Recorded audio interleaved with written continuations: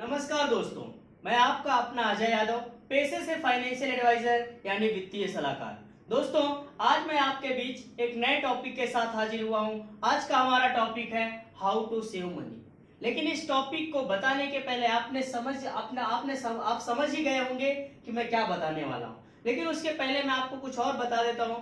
दोस्तों, आज लोग इन सब छोटी छोटी जो भी पॉइंट्स आपको दिख रहे हैं, इन सारे पॉइंट्स को हम देखने में बहुत छोटा समझते हैं। लेकिन आज हमारे देश का जो पॉपुलेशन है उसमें से 30% कम से कम ऐसे लोग हैं जो बीमारियों से जूझ रहे हैं, डिप्रेशन में चले जाते हैं। उनका लोन जो होता है, जो लोन लिए हुए हैं, जो कर्जे लिए हुए हैं, एक कर्जे को खत्म करने के लिए दूसरे कर्जे को लेते हैं और दूसरे कर्जे को खत्म करने के लिए तीसरे कर्जे को लेते हैं, यानी कर्जे के बाहर आ ही नहीं पाते हैं।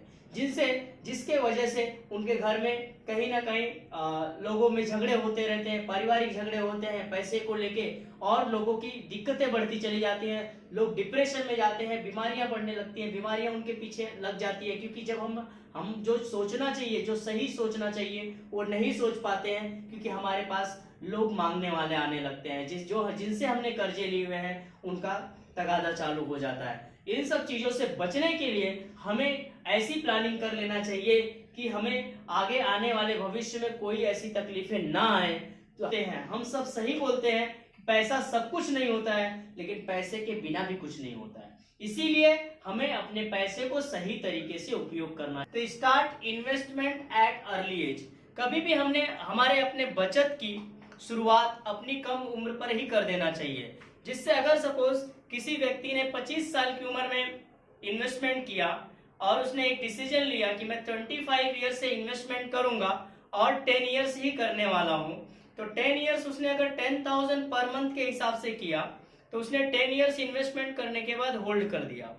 उसका दूसरा फ्रेंड बोलता है आज 25 साल की एज पे मैं इन्वेस्टमेंट नहीं स्टार्ट करूंगा, मैं इन्वेस्टमेंट 35 की एज पे करूंगा। तो 35 की एज पे जो उसका फ्रेंड इन्वेस्टमेंट करेगा, उसका इन्वेस्टमेंट जो अमाउंट है वो भी सेम जमा होगा 10 ईयर्स में, लेकिन डिफरेंस बहुत बड़ा आता है दोनों के इन्वेस्टमेंट मैच्योरिटी पे। जो इन्वेस्टमेंट किया गया पैसा है उसमें जो पैसा मिलता है उसकी मैच्योरिटी पे बहुत बड़ा डिफरेंस होता है। अगर मैं एग्जांपल के तौर पे अगर 15% का इंटरेस्ट पकड़ूं, 15% अगर इंटरेस्ट पकड़ा जाए, तो जो फर्स्ट इन्वेस्टर था जो 25 की एज में इन्वेस्टमेंट स्टार्ट किया, उसके इन्वेस्टमेंट का maturity value at the age of 60 कम से कम 4 करोड़ 30 लाख रहेगा। लेकिन दोस्तों, जिसने 10 साल लेट शुरुआत किया, खाली 10 साल लेट किया है, इसकी वजह से जो उसका मैच्योरिटी वैल्यू है 1 करोड़ 30 लाख के आसपास होगा। देखिए कितना बड़ा गैप है। इस गैप को हमें संभालने के लिए हमें अपनी इन्वेस्टमेंट जो है कम उम्र पर ही कर देनी चाहिए। नंबर 2 आता है सेविंग अकाउंट। दोस्तों, हमारे पास 2 अकाउंट होने चाहिए सेविंग अकाउंट। जैसे कि हमारी कमाई, जब हम जॉब करते हैं कहीं पर, तो हमारी जो सैलरी अकाउंट है, उस सैलरी अकाउंट के अलावा भी हमारा एक अलग से अकाउंट होना चाहिए, जिसका ना ही हमारे पास एटीएम कार्ड हो, ना ही हमारे पास ऑनलाइन बैंकिंग हो। हमें अपनी जितनी सैलरी आती है उसमें से 10%, 5%, 10 to 5% जो भी आप डिसाइड कर सकते हो, उस अमाउंट को आपको उस अकाउंट में ट्रांसफर करना चाहिए जिसमें आपका एटीएम कार्ड और ऑनलाइन बैंकिंग नहीं है, जिससे आपका पैसा धीरे धीरे जमा होता रहेगा और आप अपने हर महीने की कमाई से थोड़ा पैसा उसमें डालते रहेंगे, जिसके ऊपर ब्याज भी मिलता रहेगा सेविंग अकाउंट के ऊपर, जो 3 to 4% होता है।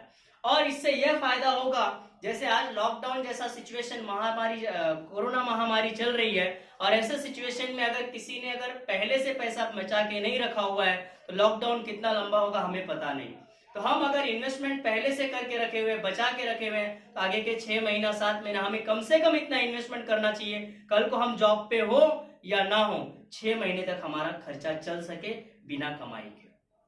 पॉइंट नंबर 2 आता है मेक अ मंथली बजट। कभी भी हमें अपनी कमाई का जितना भी पैसा आता है उसको हमें मंथली बजट बनाना चाहिए कि हम इस मंथ क्या क्या लेंगे, कौन सी जरूरी चीजें हैं जिसको लेना बहुत जरूरी है, जिसके बगैर हमारा घर नहीं चल सकता है, और लिस्ट बनाना बहुत जरूरी। लिस्ट बना के ही हमें किसी चीज को प्रायोरिटी देना चाहिए। नहीं तो हम क्या करते हैं, पहले 10 दिन जब हमारी सैलरी आती है उसके पहले के 10 दिन हम अननेसेसरी थिंग्स, जो जिसकी जरूरत नहीं है वो भी चीज खरीद लेते हैं, और बाद में हमें जरूरत की चीजों को लेने के लिए परेशानी झेलनी पड़ती है। दोस्तों, पॉइंट नंबर आता है repay your high interest loan first. कभी भी हमने बहुत बार ऐसी बहुत सारी सिचुएशन है कि लोगों ने सही तरीके से भी लोन लिया है और गलत तरीके से भी लोन लिया है। गलत और सही का मतलब यह है कि ब्याज दर जो है, ज्यादा ब्याज दर पे भी लोग लोन ले लेते हैं।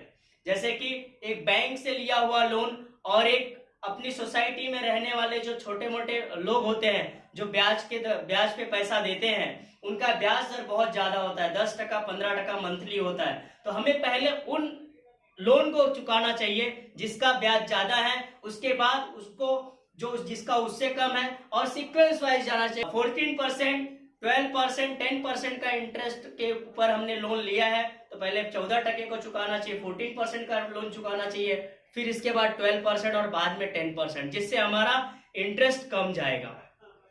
पॉइंट नंबर नेक्स्ट आता है डोंट अट्रैक्ट विथ ऑफर्स। दोस्तों आज मैंने देखा है कि बहुत सारे लोग ऑफर्स को देख के अट्रैक्ट हो जाते हैं। जब हम किसी शॉप में जाते हैं, लेने तो कुछ और जाती हैं लेकिन लेके कुछ और आते हैं, क्योंकि वहां पे ऑफर लिखा हुआ है 50% ऑफ, 20% ऑफ, और हम उस चीज को लेना पसंद कर लेते हैं जिसकी जरूरत हमें नहीं है। फिर भी हम वो चीजें खरीद लेते हैं क्योंकि उस चीज के ऑफर है। लेकिन ऑफर नहीं दोस्तों, कई बार दुकानदार की एक जानी समझी साजिश होती है। जो सामान नहीं बिकता है उस सामान को उन्होंने ऑफर में रख दिया है, जिससे लोग खरीदने के लिए उत्सुक हो जाते हैं और खरीद कर लाते हैं। नेक्स्ट आता है don't buy unnecessary things on EMI. दोस्तों आज मैंने देखा है कि लोग एक छोटी छोटी चीजों के लिए भी ईएमआई पे लैपटॉप लेना है, कैमरा लेना है, मोबाइल फोन लेना है, या अपने घर के लिए कोई भी छोटी चीज लेना है तो भी लोग ईएमआई पे ले लेते हैं। लेकिन मेरा ऐसा मानना है कि हमें बड़े काम करने के लिए ही ईएमआई पे लेनी चाहिए। जितना हो सके उतना हमें कम ईएमआई पे चीजें लेनी चाहिए, क्योंकि ईएमआई पे जो चीज हमको 10,000 की है वो 12 से 15,000 की पड़ जाती है विथ इंटरेस्ट। तो हमें अननेसेसरी थिंग्स बाय नहीं करना चाहिए ऑन ईएमआई। नेक्स्ट आता है दोस्तों do investment with proper financial advisor. हमें कभी भी अपने इन्वेस्टमेंट की प्लानिंग एक सही वित्तीय सलाहकार से करवानी चाहिए, जिसको प्रॉपर नॉलेज हो कि कौन सा पैसा और कितना पैसा हमें कहाँ पे लगाना चाहिए, कौन सा पैसा हमें म्यूचुअल फंड में लगाना चाहिए, कितना पैसा हमें स्टॉक में लगाना चाहिए, कितना पैसा हमें इक्विटी में लगाना चाहिए, कितना पैसा हमें इन्वेस्टमेंट इंश्योरेंस में लगाना चाहिए। ये सारी चीजों का जिसके पास ज्यादा जानकारी हो उसी के साथ हमें अपना इन्वेस्टमेंट कराना चाहिए। दोस्तों अगर इसी तरीके का अगर आप ऐसे इन सब समस्याओं से जूझ रहे हैं, ऐसी समस्याओं के सलाह के लिए आप बेझिझक मुझे कॉल करिए। इस वीडियो के अंत में मेरा पूरा डिटेल दिया हुआ है। अगर यह वीडियो अच्छी लगी हो तो इसे लाइक करें, कमेंट करें और शेयर करें दोस्तों, जिससे आपके और भी फ्रेंड लोगों को पता चले कि कैसे हमें अपनी फाइनेंशियल प्लानिंग करनी चाहिए और कैसे हम अपने पैसे को बचा सकते हैं। हाँ दोस्तों, और लास्ट में जाते जाते यह कहना चाहूंगा कि अगर अभी तक आपने मेरे चैनल को सब्सक्राइब नहीं किया है तो सब्सक्राइब करें और साथ ही साथ बेल आइकॉन को क्लिक करना ना भूलें। धन्यवाद।